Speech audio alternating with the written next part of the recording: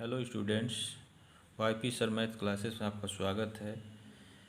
आज हम लोग इस वीडियो में कक्षा 10 गणित का वास्तविक संख्या पहला चैप्टर पढ़ेंगे। इसके अंतर्गत यूक्लिड विभाजन एल्गोरिथम यह है। इसके सहायता से हम एचसीएफ निकालने में इसका प्रयोग करते हैं। एचसीएफ सामान्य प्रक्रिया जो है अभाज्य गुणनखंड के द्वारा जो है एचसीएफ आप निकालना जानते हैं छोटी कक्षाओं में। यहाँ यूक्लिड विभाजन एल्गोरिथम की सहायता से कैसे एचसीएफ निकाला जाएगा इसको हम देखेंगे।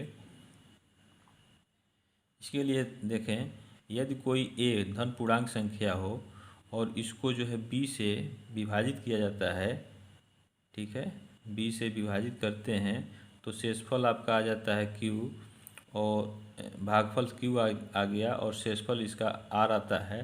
तो यह आर जो है बी से छोटा हो जाता है। तो इस तरह से इसको ए बराबर हम लिख सकते हैं। यदि ए को बी से भाग करते हैं तो इसको लिख सकते हैं बी क्यू प्लस आर, ठीक है। इसको उदाहरण के द्वारा, आंकिक उदाहरण के द्वारा इसको समझें। अब इसे मान लें 4 है, उदाहरण के द्वारा समझें इसको। ये देखें, ये मान लीजिए 9 संख्या है, इसको 6 से डिवाइड करना है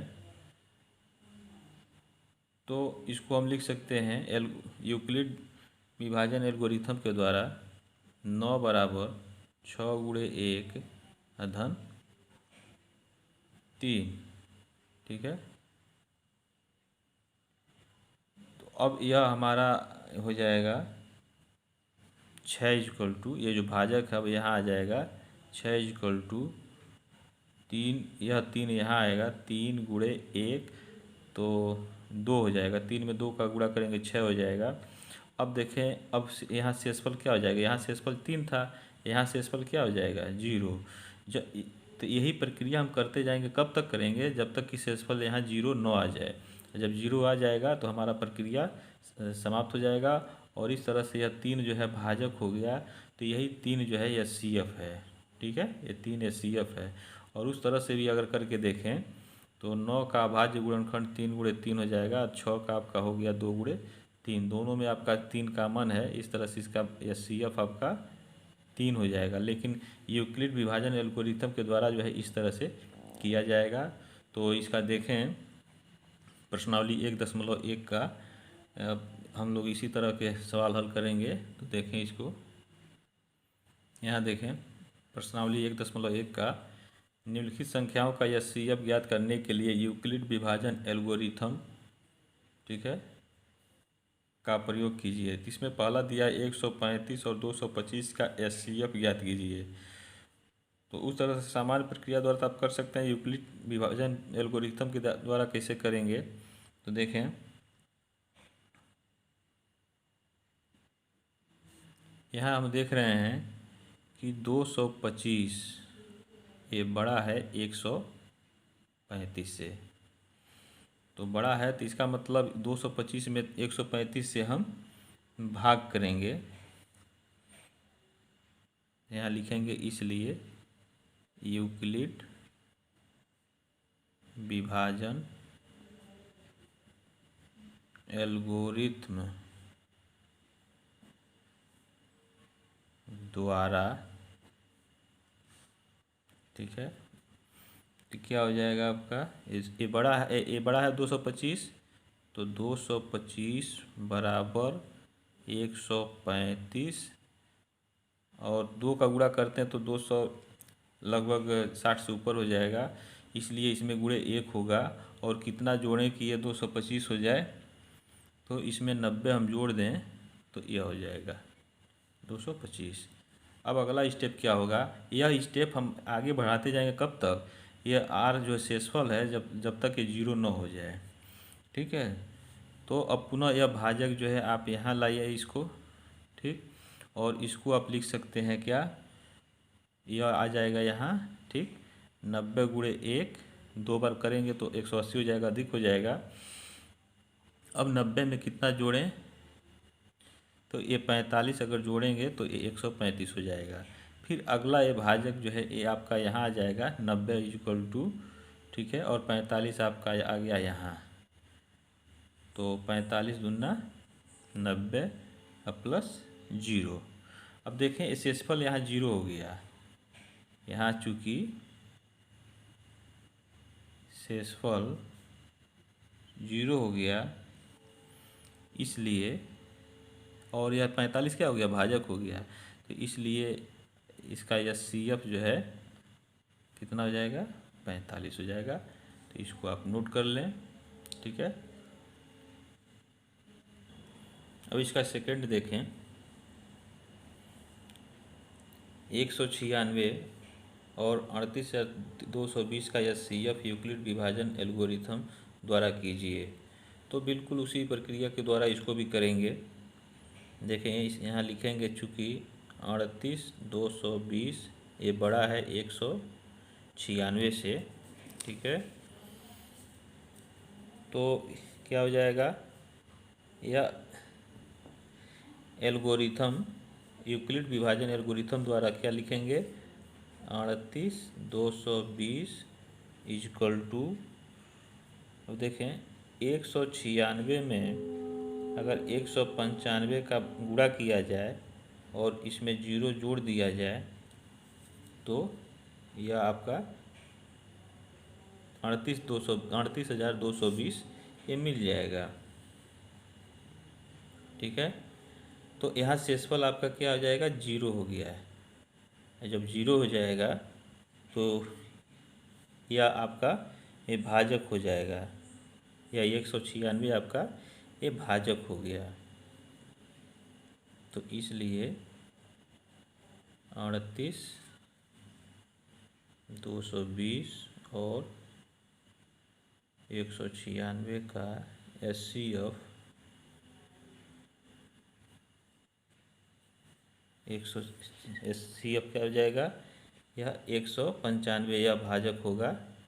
इसे ये दोनों है ना, तो यहाँ 196 तो ही है, इससे भाग कर रहे हैं तो यह आपका भाजक हो जाएगा। तो इसका दोनों का जो है आपका HCF 195 हो जाएगा।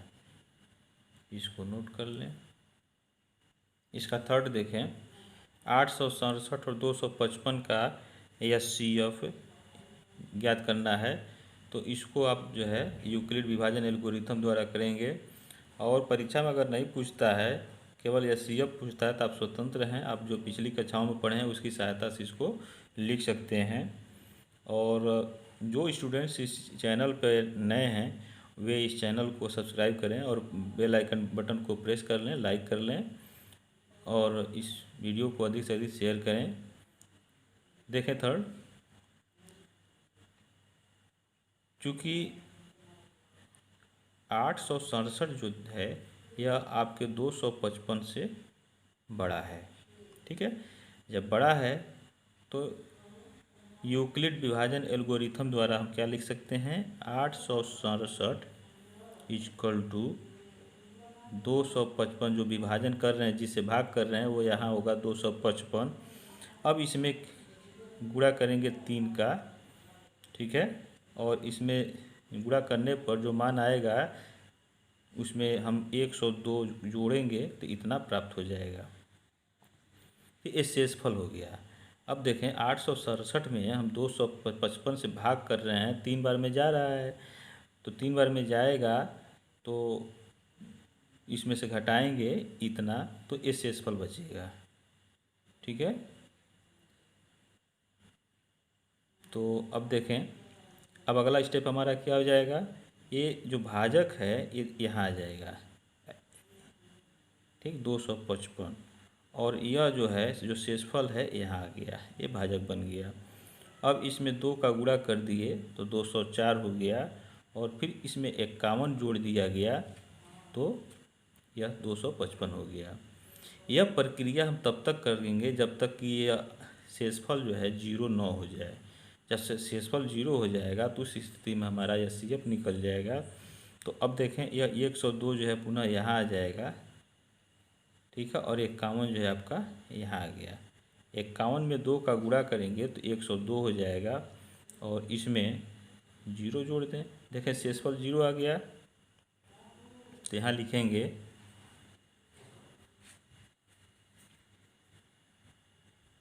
चूँकि शेषफल 0 है इसलिए 867,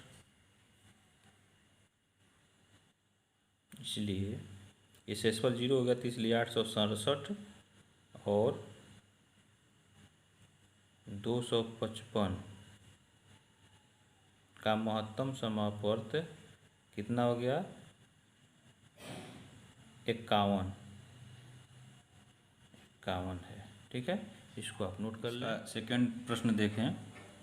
दर्शाइए कि कोई भी धनात्मक विषम पूर्णांक 6⁴1 या 6⁴3 या 6⁵5 के रूप का होता है, जहाँ q कोई पूर्णांक है। तो इसका हल देखें। इसमें हम मान लेंगे, माना a एक धनात्मक विषम पूर्णांक है, ठीक है, तथा a को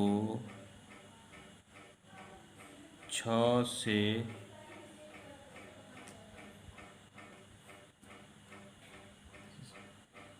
भाग देने पर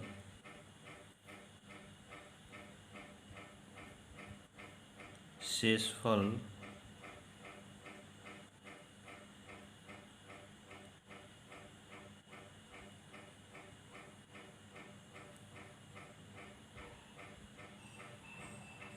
r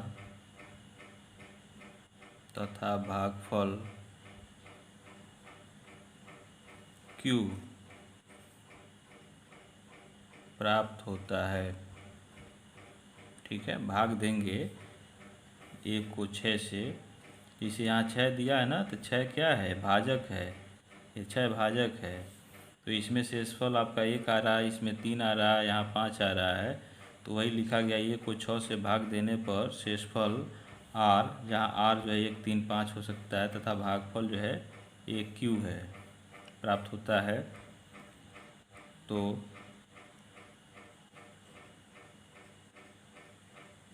यूक्लिड विभाजन एल्गोरिथम द्वारा क्या हो जाएगा? यह a हो जाएगा 6q + r। ठीक है, जहाँ r स्मॉल r जो है क्या होगा? यह 0 के बराबर अथवा उससे बड़ा हो सकता है, या 6 से जिसे भाग दे रहे हैं उससे छोटा आना चाहिए। इसे मान लीजिए 9 में हम 4 से भाग दे रहे हैं, तो शेषफल उसका 4 से कम आएगा। तो उसी तरह से यहाँ यह r जो है 6 से कम होगा, चूँकि 6 से भाग कर रहे हैं। ठीक है, तो इम्प्लाई दैट, इससे क्या हो जाएगा? इससे क्या मिल सकता है आपका? जैसे r अगर 0 हो तो 6q मिल जाएगा, या r का मान 1 हो तो 6q + 1 मिलेगा, या 6q + 2 मिल जाएगा, या 6q + 3 मिल सकता है, या 6q + 4 मिल सकता है, या 6q + 5 मिल सकता है। ये कैसे लिखा गया है? देखें, r का मान कहाँ से है? 0 के बराबर या 0 से बड़ा, कहाँ तक? 6 से छोटा। तो 6 से छोटा 5 है, तो यहीं पर इसमें हम इस मान में रख दिए। r का पहले 0 रखे तो 6q मिला, 1 रखे तो 6q + 1 मिला, 2 रखे तो 6q + 2 मिला, 3 रखे तो 6q + 3, 4 रखे तो 6³ + 4 और 5 रखे तो 6³ + 5, 6 से छोटा तक लिखना है। तो यह हो गया। इसके आगे देखें। अब देखें, चूँकि 6³ + 2 और 6³ + 4 ये क्या हो जाएगा, समपूर्णांक है। ठीक, और ये जो है इसी रूप में था ना, तो ये क्या है आपका विषम पूर्णांक। ये है, हम ये प्रश्न में आपके दिया है, माना भी गया था कि ये जो है विषम पूर्णांक है। तो इस तरह से क्या होगा, ये जो इन तीनों के बराबर नहीं होगा, इसलिए a is not equal to 6³ a is not equal to 6³ + 2 a is not equal to 6³ + 4, क्योंकि यह जो है आपका समपूर्णांक है और विषम पूर्णांक आपस में बराबर होगा ही नहीं। अतः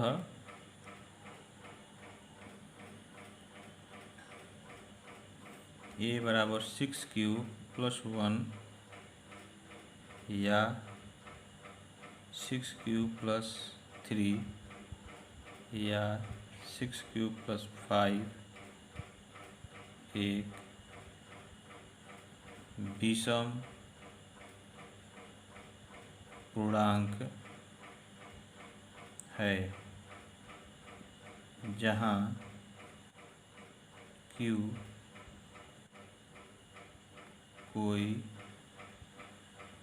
पूर्णांक है। ये सिद्ध हो गया। ठीक है, इसको नोट कर लें। ये थर्ड क्वेश्चन देखें। दिया कि किसी परेड में 616 सदस्यों वाली एक सेना आर्मी की टुकड़ी को 32 सदस्यों वाले एक आर्मी बैंड के पीछे मार्च करना है। दोनों समूहों को समान संख्या वाले स्तंभों में मार्च करना है। ठीक है, तो उन स्तंभों की अधिकतम संख्या क्या है जिसमें वे मार्च कर सकते हैं। तो इस तरह के प्रश्नों को हल हम करेंगे। इनका SCF निकाल लेंगे दोनों का, तो वही जो है अधिकतम स्तंभों की संख्या होगी। तो जो छोटी कक्षाओं में आप पढ़े हैं SCF निकालने के लिए, उसकी सहायता से भी कर सकते हैं। ठीक है, तो अभाज्य गुणनखंड के द्वारा इसको करें। तो देखें, 616 को क्या हम अभाज्य गुणनखंड करेंगे, इसे यहाँ भी कर सकते हैं। 616 इसको 2 से भाग करें तो क्या हो जाएगा, 2 3 6 2 8 16, 2 1 2। ठीक है,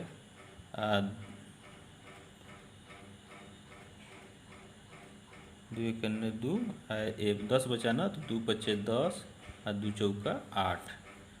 फिर आप जो है इसको 2 से काट सकते हैं, 2 सते 14 और 2 सते 14। फिर 7 से कटेगा, 7 1 रहम 77। फिर 32 का देखें, 32 का 2 16 32, 2 8 16, 2 चौका 8 और 2 दूना 4। तो इस तरह से आपका 616 का अभाज्य गुणनखंड हो गया 2 × 2 × 2 × 7 × 11। ठीक है, और 32 का हो गया आपका 2 × 2 × 2 1 2 3 4 5 × 2 × 2। अब देखें, इसमें दोनों में जिसका जोड़ा रहता है उसी को हम एक सिंगल राशि लेते हैं, शेष को नहीं लेते हैं। तो इसलिए SCF क्या हो जाएगा, 2 × 2 × 2 यानी 6 या 8 हो जाएगा। ठीक है, 2 दूना 4 दूना 8 SCF इसका हो जाएगा। तो अतः स्तंभों की संख्या क्या हो जाएगा, अधिकतम पूछ रहा है ना, तो अधिकतम यह आपका 8 हो जाएगा। इसको नोट कर लें और इसके शेष प्रश्न, इस प्रश्नावली के शेष प्रश्नों को हम लोग अगले वीडियोज में पढ़ेंगे। और इस तरह के वीडियोज पाने के लिए आप इस चैनल को सब्सक्राइब कर लेंगे, बेल आइकन घंटी को प्रेस कर लें, लाइक करें और इसको शेयर करें। कोई समस्या हो तो कमेंट बॉक्स में आप इस कमेंट दें। और इस चैनल का लिंक जो है डिस्क्रिप्शन बॉक्स में आपको दिया जाएगा, उसमें मिलेगा आपको, तो आप जो है अपना समस्त वीडियो जो है पढ़ सकते हैं। Thank you very much.